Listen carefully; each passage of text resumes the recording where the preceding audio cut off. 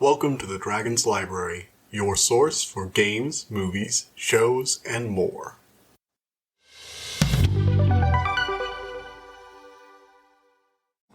Alright everybody, welcome back to the Dragon's Library. This is going to be an interesting day. I just got finished recording the first episode of the reference section, that new series I've been foretelling. It's going to be out next Tuesday. Why don't you check it out? I'm talking about Bionicle, one of my favorites. Give it a watch. And hey, if you go to our Buy Me a Coffee page, maybe you can become a member. Watch it now if you don't want to wait. Alright, now that I got that out of the way. Hey everybody, I'm back with a new episode of the Dragon's Library. Today we're going to be continuing my review of a book series called the Heartstriker series by Rachel Aaron. So yeah, let's get straight to it. For those of you who don't know what this is, it's about a world with magic, mages, and spirits, and of course, dragons. The main character is a nice dragon by the name of Julius. Dragons are generally known as conniving, backstabbing, greedy monsters who will kill you without a second thought, use you for fun, and maybe, kill you if you just talk back to them. So Julius doesn't really want anything like that, and he's been hiding from his family for years. But he gets thrown into the DFZ, the city of Detroit that was destroyed by the spirit Algonquin when she woke up because they were polluting her waters. And she rebuilt it as like a capitalist, cyberpunk dystopia, but with magic, because why the heck not? And dragons are illegal there. Long story short, there was a battle between dragon seers who can see the future and manipulate it, chains of the future binding it. A lot of other stuff happened, and Julius ended up defeating his ended up sort of by accident, sort of through the planning of his brother Brohimir, or Bob, managing to beat Bethesda, the Heartstriker, and force her into an agreement that separates her powers into a new council. And that's where this story picks up. If you haven't seen the rest of the story, you can watch my previous 2 reviews on it. They'll be linked to show notes. Or you can just read the series. It's actually a pretty good series. I won't say it's amazing or anything like that, but I will say the world itself is pretty unique. It's this kind of weird blend of cyberpunk with magic that I've always found really charming. Part of the reason I really like the DFZ series is because it really lets you explore the DFZ more, which is always nice. The first book gave you a lot of that. We didn't really see as much of that in the second and third book, which is part of the reason some people, aren't as big fans of it. But no, the second book is good. Third book is fun. It does focus more on the Dragon Clan politics stuff, which is fine. I'm perfectly okay with that. I'm weird. I like stuff like that. So, all right. So everybody's here who wants to be here. Cool. I'm not going to go into spoilers yet, but just letting you know. So, currently, this is the following directly off from the previous book. So, 3 sisters are dead. Algonquin has killed them, declared war on the entire dragon species. Marcy has, awakened, her spirit is awakened and fully awakened, knows its name. He's the spirit of the forgotten dead, a mortal spirit born of human ideas rather than, land masses or animals.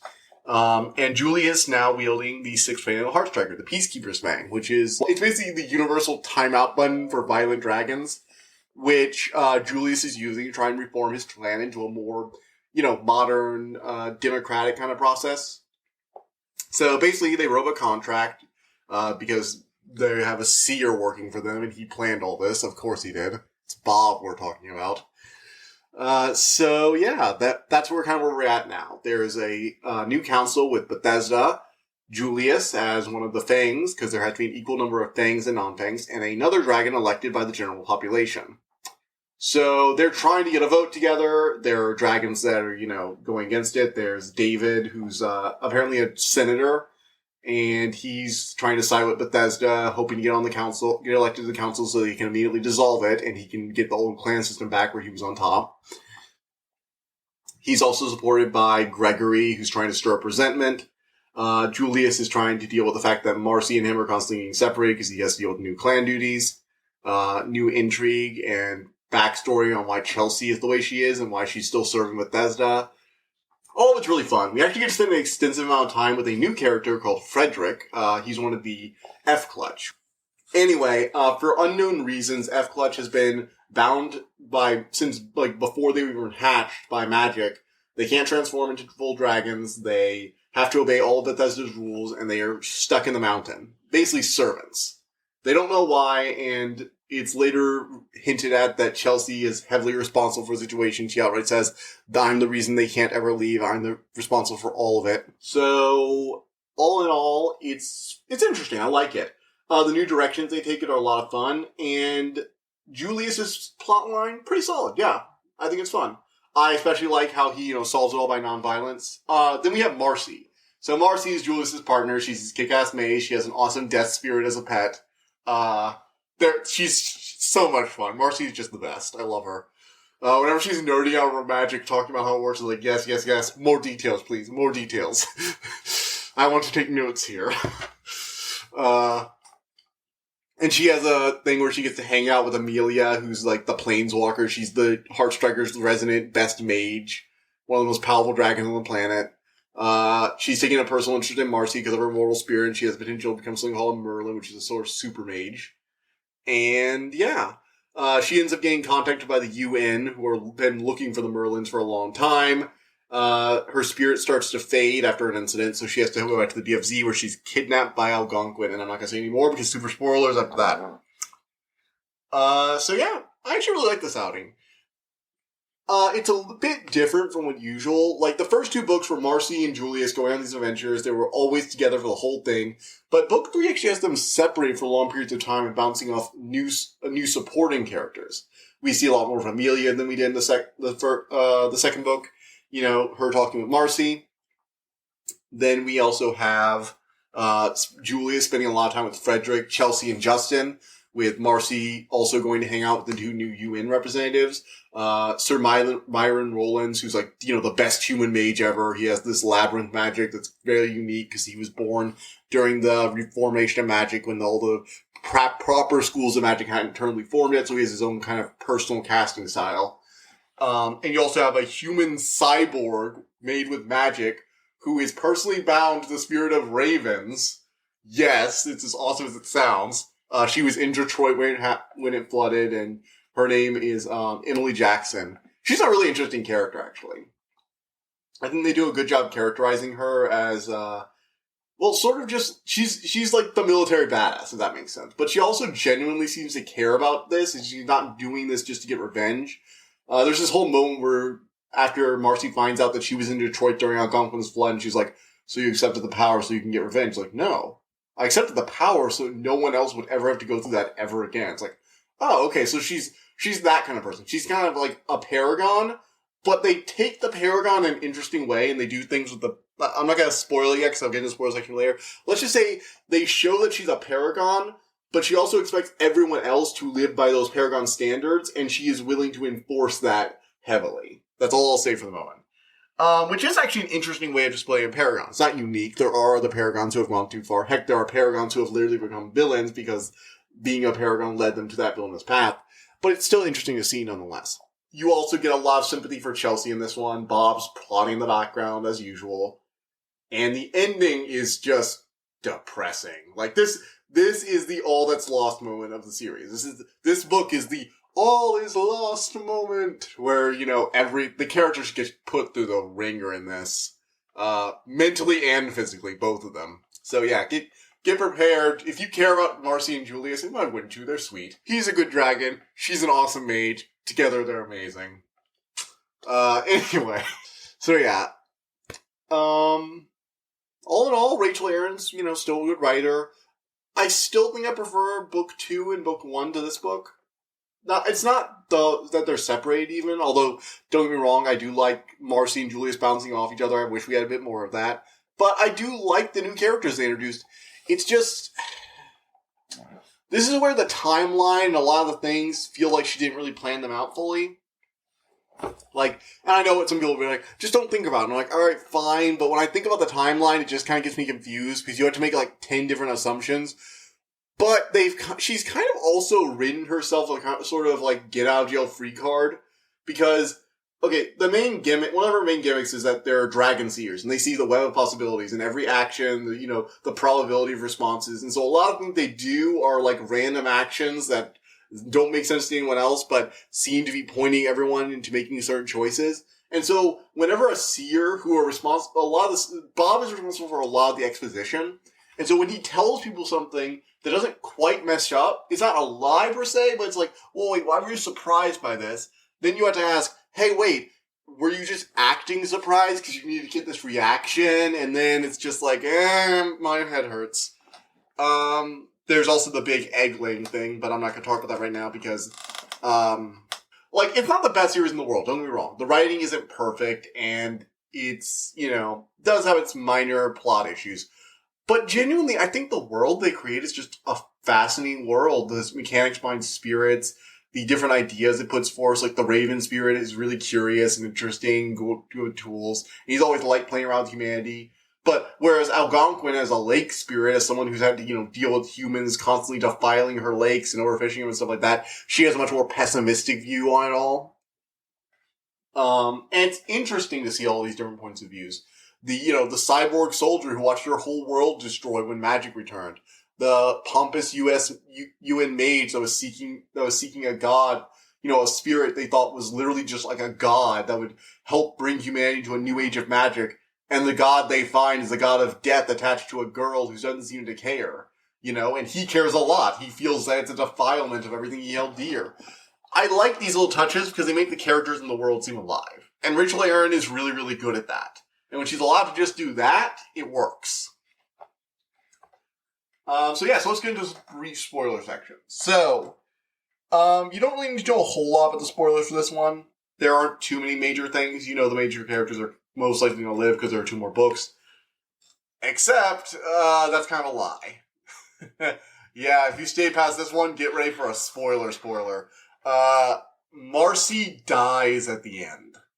Marcy Vale Novali dies. And it's a really tragic death, actually. So basically what happened was Julius has managed to get his clan united under a council and all that. But Marcy was attacked by one of the dragons that got banished.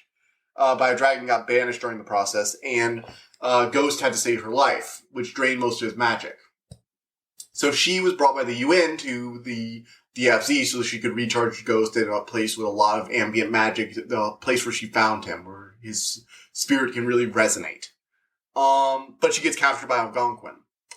Now, they go to save her, but they take too long to leave, and Algonquin catches them. She traps Julius and Chelsea in a bubble, takes down both the Leviathan, pins down the UN members, and she offers Marcy the choice. She'll either submit and come with her peacefully, or she'll drown the dragons. And of course, Marcy decides that she's not willing to let Julius die, so she decides to go. But plot twist, this is where the whole Emily Jackson is kind of a paragon thing comes back to bite the other characters. See, Sir Myron has already become disillusioned with the whole thing and just wants nothing more to do with Marcy or her spirit. And, Algonquin's plans have been set back. She wanted to stop the moral spirit from rising because she's a god, basically. To humans, she's a god. But mortal spirits are a tier above other spirits, and they're born of human desires and fears, which, you can see where this is going, aren't exactly pleasant. So back in the day, mortal spirits kind of terrorized the lower spirits and it basically defiled them. Algonquin literally just terrified of this old world, and so she's trying to create an artificial moral spirit so she can get a hold of the Merlin's secret powers, whatever those are. I'm not going to spoil those yet. And use it to cap the magic, preventing the moral spirits from ever having enough magic to ever rise and become alive again. Only a handful, like Ghost and her artificial spirit, who were boosted either through the deaths of Detroit or for her pulling magic into it, are strong enough to even rise at this point. And they're really small, or I guess Ghost is pretty large, but he really got a boost by Algonquin, flooding the entire city. And a spirit of the forgotten dead in a city where basically, hundreds of thousands of people died. Yeah, that thing's gonna get a boost. So, yeah. But anyway, Emily Jackson says, you're betraying your entire species, and Marcy decides to go, and then there's a crack like thunder, and the cyborg hand cannon that Emily Jackson had used was fired, and it obliterated Marcy's chest.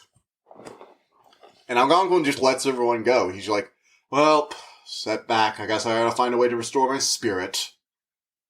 And Julius is crying and begging for her to do something.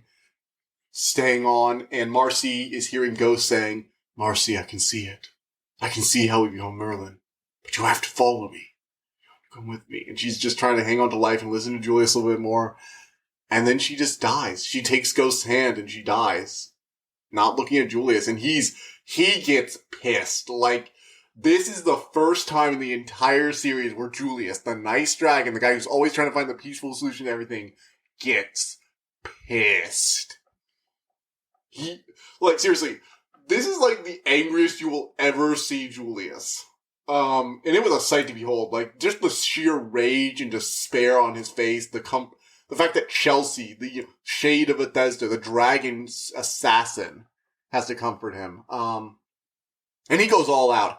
He even transforms, he even mentions, like, I didn't understand why other dragons had fire when they changed. I never did. I realize now that there was their intent to kill someone, to burn the world to ash. And he tries to kill Emily Jackson. She's a dragon hunter. And he takes a chunk out of her because he's just in a maddened frenzy. And of course, Algonquin is just like, ooh, this sounds interesting. I'll watch. Might be a nice consolation prize after losing my spirit and the Merlin. But believe it or not, Chelsea actually stops him because she realizes that he'll never be able to forgive himself if he does this. And when he realizes he can't break free and shred Emily Jackson, he just curls up in a ball and starts weeping, crying. And yeah, it's really sad. Of course, afterwards, he decides to go. Chelsea takes him home and he just locks himself in his room. He shuts down. He's like, if somebody else wants my fang, they can take it. I don't want anything more to do with it. I lost everything because of this. And Chelsea just is like, you made promises, Julius. I understand it's hard. I know what it's like to lose all this. I understand what it's like. But you have a responsibility to keep moving on. And she just convinces him to keep going. And he decides to because he knows it's what Marcy would have wanted him to do, because he knows it's what his clan needs him to do. But that kind of hopeful optimism, that betterment, the desire to see a world, not desire to see a world, but desire to believe there is a better world is kind of gone. And he's determined to force it now. So when Bob tries to tell him he should not free the Fs because he's seen, oh, you always listen to me, little brother, so you should definitely listen to me now. Do not free Chelsea in the Fs. Do not free Chelsea. Maybe F Clutch, it's a little murky, but we can always free her later, right? And Julius just says, no. I'm doing what I think is right. Because I waited too long to tell Marcy how I feel, and she died. And yeah, it's, So he frees, he and Ian, the dragon who was in the first book, who's now the new council member alongside Julius, manages to find a legal loophole and frees Chelsea and F Clutch from their oaths and and sets them free. Chelsea was going to kill Bethesda, but when she threatened to reveal her secret, and so Julius managed to get them to agree that Chelsea won't kill her as long as Bethesda keeps the secret. They swear an oath, and Chelsea just drops her fang and leaves. And Julius, just kind of sits back and is like, well, at least somebody's happy. Meanwhile, Amelia is suffering backlashes due to a deal she had with Marcy that, Marcy was carrying her fire, so now she's super weakened. And she asked Bob to kill her for some unknown plot they're working on.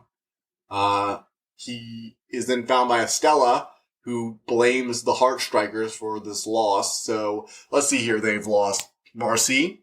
Chelsea, the protector and thing that's keeping their clan stable and together, is gone. Julius is a freaking wreck. Bob is plotting something dangerous and just killed his favorite sister to make it happen. And she seemed to want it, so that's a little confusing. Oh, and Marcy seems to be trapped and isn't able to actually contact Ghost and is now in somewhere else. So, all in all, little weird. Little strange, and very depressing ending. But, as if to show that there is better things on the horizon, Bob takes the fire he stole from Amelia and uses it to hatch the unhatched egg that Chelsea had been holding on to all these years into a brand new dragoness with golden eyes. And we wait for book 4. So yeah, book 3 is interesting. I really liked it. It's just, the characters are fun. Like, whenever you get those character actions, I'm sorry, the whole Chelsea just comforting Julius and being like, I didn't want this to happen. You get the feeling that she really has dedicated her whole life to making sure that what happened to her did not happen to the rest of her siblings, and she has to just watch as someone else lives through the, emotional loss of truly losing someone you cared about. So young. Just like she was. She was only like 26 when she went through her whole thing in China. And she actually really does pull off the whole I'm a threatening badass, but I also have, a lot of emotional stuff going on underneath really well. Frederick is really fun, actually. He's like kind of a stuffy butler dragon who's always like, and really like looks up to Julius as the person who finally set his entire clutch free. And is always trying to help Chelsea even when she's, a bit brisk about it. I like all the new characters. So they get to do a lot more stuff in book 4. Happy to see it then. I'll be reviewing that in the future. So yeah.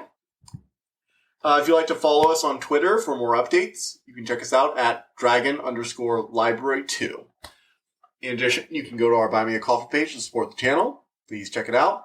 The next week, we'll be doing the reference section video on Tuesday. And then I will be doing a review of Marvel What If on Friday. And the next Tuesday after that, I'll be doing Bionicle Time Trap because I really want to talk about that. So, yeah. See you then. I hope you enjoyed listening to this episode, and thank you for listening to the Dragon's Library. Please subscribe to this podcast to be notified of new episodes. The Dragon's Library releases new episodes Tuesday and Friday each week, and you can follow us on Twitter at dragon_library2. If you want to suggest an episode topic, my email is in the description below. And as always, thank you so much for all your support.